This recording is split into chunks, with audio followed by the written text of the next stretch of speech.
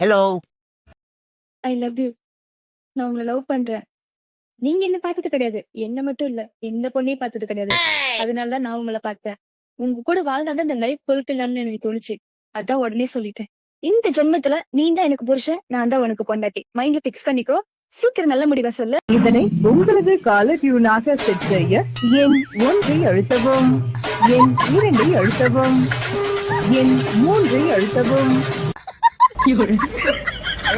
மூஞ்சிக்கு போடலாம்னு கடலை மாவு, தக்காளி, தயிர் எல்லாம் கலந்து ஃபேஸ் பேக் ஒரு கிண்ணத்துல ஃப்ரிட்ஜில் வச்சிருந்தேன்.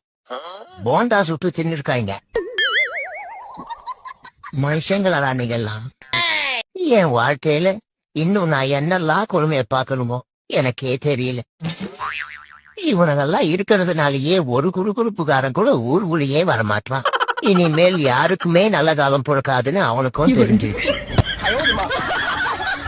அப்பவே பெரியவங்க சொன்னாங்க, இடத்துல கல்ல தூக்கி போடாத, கல்யாணம் ஆகாதுன்ட்டு.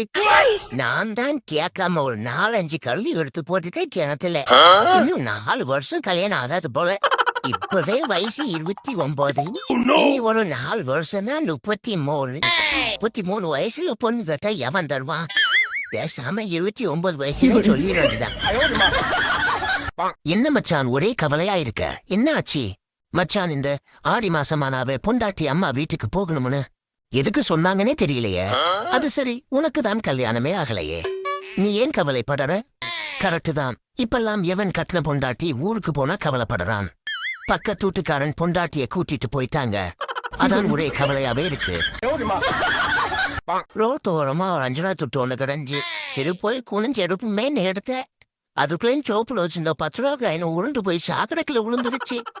சரி 5 ரூபாய்ச்சி இருக்கேன்ட்டு எடுத்து பார்த்தா அது சோடா மூடி. பக்கத்துல சவறு இருந்தா போய் மோதிக்கலாம். இது தேவையான உடம்புல சுத்தமா ரத்தமே இல்லையா? உடம்பு ரொம்ப வலிக்குதா? உடல் சோர்வு அதிகமா இருக்கு.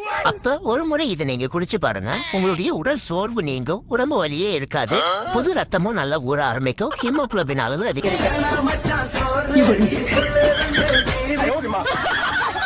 மச்சான் நல்லா வேலை செஞ்சா நல்லா இன்கிரிமெண்ட் தருவானுங்கன்னு சொன்னியடா?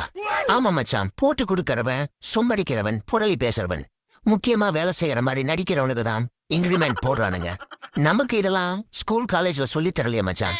அங்க பாரு மச்சான், மேனேஜர் அண்டாவாயன் வராண்டா. சார் இங்க பாருங்க, இவன் உங்கள் ஆண்டாவாயன் வரான்னு சொல்றான். இப்படி போட்டு கொடுத்தாதான் அடுத்த இன்கிரிமெண்ட் வரும் போல. சாரிடா மச்சான். இவ வேற உன் கூட ஒரு 100 வருஷம் வாழணும்டாங்கடா. நம்ம அடிக்கிற தம்முக்கும் தண்ணிக்கும் காலையில ஏந்திரிப்பமானே தெரியல.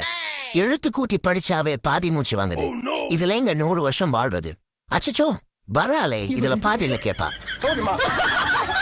ஞாயிற்றுக்கிழமை கறி வாங்க அதிக பேர் வருவாங்கன்னு 8 மணிக்கு திறக்க வேண்டிய கடைய 5 மணிக்கு எல்லாம் திறக்காங்க.